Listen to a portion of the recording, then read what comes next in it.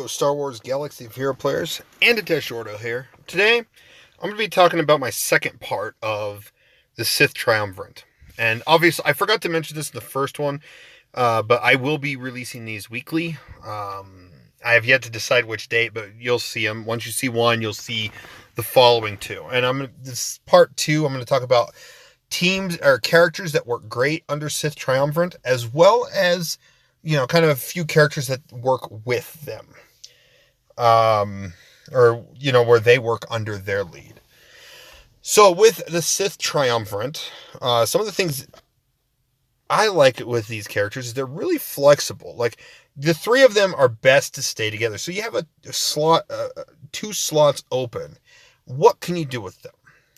And so I'm going to talk about a few options. So first off, obviously, Sith Eternal Emperor is best lead for them.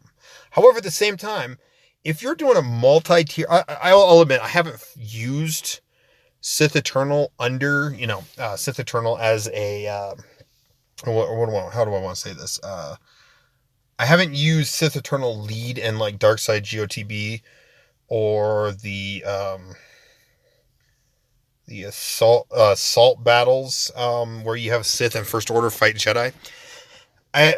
I just don't use it because I don't want to risk losing someone because, let's see, where is that part at?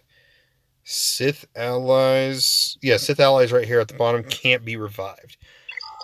Even though I don't know why that's even in there. I feel like it doesn't really do anything except against Scion. Scion just can't revive. And I don't think he actually ever hit. A lot of the times he doesn't even hit is held by hatred. Unless he's under someone else's lead. But yeah, Sith Eternal Emperor is great under Darth Traya. Because one of the things Traya has going for her is any debuffed character that's damaged, she heals their health. However, it's only health recovery, no protection. Whereas Sith Eternal Emperor, before Ultimate, brings in the protection recovery. So if you're doing those, like Darkside GOTB, that's the best place I actually place Sith. Ever since I've had Sith Eternal out, got him to Relic and all, I've been using him under Darth Traya. So that way I could save Watanborn for another team that I can actually use him for, as well as there's a few teams that you have to use Watanborn for. But this is the character I actually use the most. It helps keep the Sith Triumvirate healthy. Keeps them alive. And plus, they get retribution thanks to the Unraveled Destiny. So, yeah, Sith Eternal, I will say that Sith Eternal also has been used in these Places of Power assault battles I've actually used it under, I use it just to beat the last two tiers. I always use it under Emperor Palpatine, so the turn meter, the health, and stuff like that. But I also, the challenge tier 1, I actually use Darth Nihilus lead. And I'm actually going to have a separate video of that up. It was a random battle. And Darth Nihilus lead, I just beat him. Like, I just threw the Sith Triumvirate, Sith Eternal, and Malak under Darth Nihilus lead. And, you got the win. It's nice. Because there's a lot he brings to the table. But yeah, he brings the protection recovery. He also brings a call to assist, which is very nice. And he brings Unraveled Destiny. And since I'm also talking about Darth Nihilus, that's really good under a Darth Nihilus lead. Yeah, especially the Retribution. The Retribution, now they can counter, hit with health steal, recover their health back that they've lost. It's beautiful. It's beautiful. It keeps them alive. So Sith Eternal is definitely an option. And obviously I just mentioned Malak, so nothing too much there. Grand Admiral Thrawn. Now he's great under Darth Vader as well. Emperor Palpatine, you can go back and forth with him, but the downside of Palpatine is if he, randomly inflicts a debuff, he's going to gain turn meter. And when he's fracturing someone, you don't want him to gain turn meter. You do when he's not fracturing, but you don't when he is fracturing. But what's nice with, this is another thing, with the Sith Eternal, if you can play it right, you can get a full banner win against a Padme team with Grand Admiral Thrawn.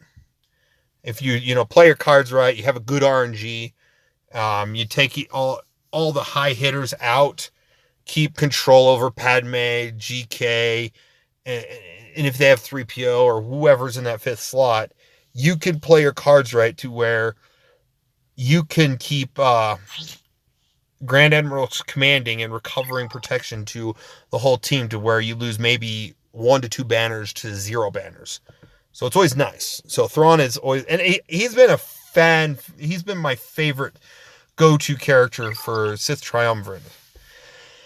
You pair him with Sith Triumvirate, and boom, you got yourself, a good team, a pretty solid team. Beats Padme's, beats slower Jedi Revan teams, because Grand Admiral Thrawn, mine at least, is 326. So I'm going to actually get out there, fracture the slower Jedi Revans, go to town on everybody else, and then go from there. Next is Brood Alpha. He's just a plug and play. He brings a tank. He's annoying. He's annoying. And he also helps with the counter chance on his Brute to keep the other Sith alive. So yeah, Brood Alpha, he's a no-brainer. Kylo Ren Unmasked, just because he also, one of the things that Kylo Ren Unmasked does, and especially depends on players' rosters, like he's my only relic First Order right now. He brings a couple things. He has counter chance, so he counters, damages a debuffed enemy, and heals up the Sith Triumvirate. But he also can't be damaged by health-based damage effects, so Malak can't drain life him. So if he's taunting, he's just sitting there going, haha, Malak. Or even Malak is the same kind of way, but he taunts a little more frequently in some instances than Malak does. But it could be vice versa too. But yeah, these are 5 good characters to use with Sith Triumvirate. Next 5, Hermit Yoda is an odd one. You don't see this one as often. But, if you want to spread Master's Training, you're giving the Sith Triumvirate accuracy, defense, offense, potency, and tenacity. That's going to make them more durable. Even though I feel like they could always add health steal in here. But it just makes them a better, more survivable, do a little bit more damage, so they may actually kill a little faster. Especially if you have a fast Hermit Yoda. Like, I don't have the fastest. Actually, that's been one thing I've been wanting to test. Darth Revan mods. My fastest mods, aside from, I can get 2 more speed out of it, but 358 speed. Dang, that's blistering fast. Hermit Yoda's going first. But yes, Hermit Yoda spreading around the Master's Training, has the health equalize and the health recovery on his basic. It's pretty solid. And a lot of the times, unless you're facing someone that can hit through his type of force sight and stuff like that, he's sticking out of the battle, and he's a plug and play. He's sticking out of the battle. He's not going to get much damage or loss of a lot of protection. So theoretically, he's not bad. Unfortunately, I haven't tried him though, but I can easily see he's a plug and play. Why not? Count Dooku, obviously he's great, because if anyone AoEs and does a lot of damage, and all the Sith Triumvirate are under 100% health, Count Dooku counters, he has a chance to stun, and then attacks again, and he's going to help recover. He's a really key character. Also, if you notice, I do have him. I built him tenacity based, but he also has a high potency, so it's not bad. He's going to inflict a lot of debuffs. Also, I like the new look of Count Dooku. So yeah, Count Dooku is definitely really good. Pretty much any Sith as well. So like Fallen Bastila, Sith, or Darth Revan. Really a lot of Sith are. Now, Moff Gideon, this one's really unique. So we have Darkside GOTB. What do they do to make them really tough? Frickin' blistering high tenacity. Can't really land debuffs, which means if you don't have Sith Eternal, and you have, say, like at least another tank, Watanborn, stuff like that, Moff Gideon is an option to run. If you're not using him with Imperial Troopers, Moff Gideon is an option to run with Sith Triumvirate. Why? Because he inflicts Demoralize, which, one, it weakens the enemy team a bit, but two, it's a debuff that does not get dispelled unless Moff Gideon dies, which means anyone that damages the enemy team while they have Demoralize will keep the Sith recovered and healthy. What's also nice is you can pair it with Sith Empire Trooper, and every time they keep hitting Sith Empire Trooper, he's at like 50, 75% health, he's going to counter and he's going to recover. He's going to counter, he's going to recover. And that's going to be huge. That's going to be huge. That's going to be able to keep them alive. Now, granted, it doesn't work really well under Darth Nihilus lead, but I don't know. I haven't seen that. But this is only under Darth Traya lead. Watanborn, it's Watanborn. I don't have to say much more about that. I will say, though, in the Dark Side GOTB, one thing I suggest doing is you first, when the battle starts, instead of using a tech, bring out the summoned tank. Because this is the team I use. I use a Sith Triumvirate under Traya, Watanborn, and Sith Empire Trooper. I throw the tank tech on the summon droid, the health tech on this tank, and then you attack the turn meter tech now that it's getting nerfed onto Darth Nihilus, and then I let it on auto, and I don't lose anyone because Watanborn's keeping everyone alive. So yeah, it's a nice setup. And the last few options, Barriss Offee, she definitely makes sense. She's going to keep the Sith Triumvirate alive, because if they're critically hit at all, it's gonna, they're gonna heal up that damage.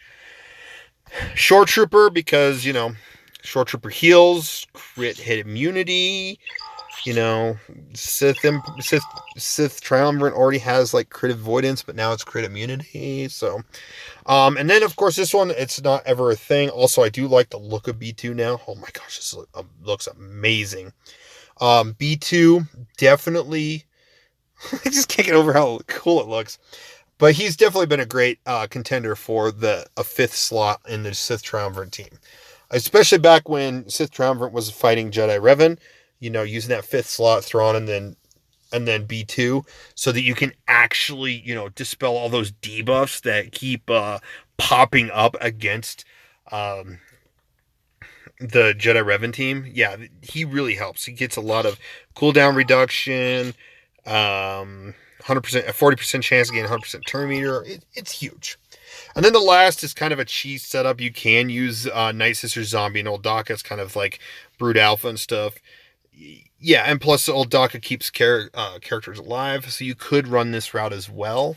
Plus you have an auto-starting tank at the start that is really annoying and hard to kill. So if you can find a way of keeping it alive, there you go.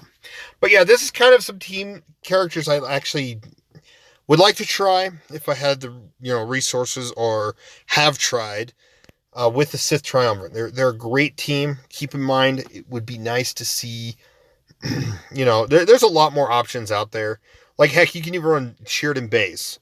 Because back in the day, Arnold T, Mobile Gamer and stuff, they used to say any 3 plus Sheridan Bays was a good team.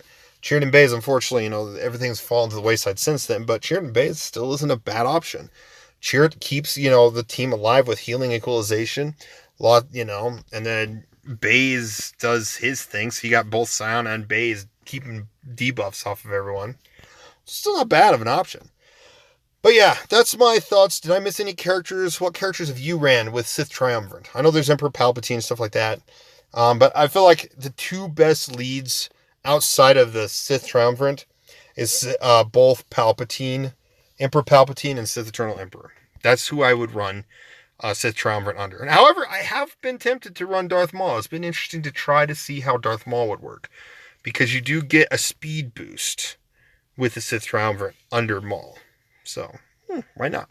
But thanks for watching. I really appreciate all those that watch the videos I make. Please comment down below who you like using Sith Triumvirate with. And thank you for watching. You guys have a phenomenal day.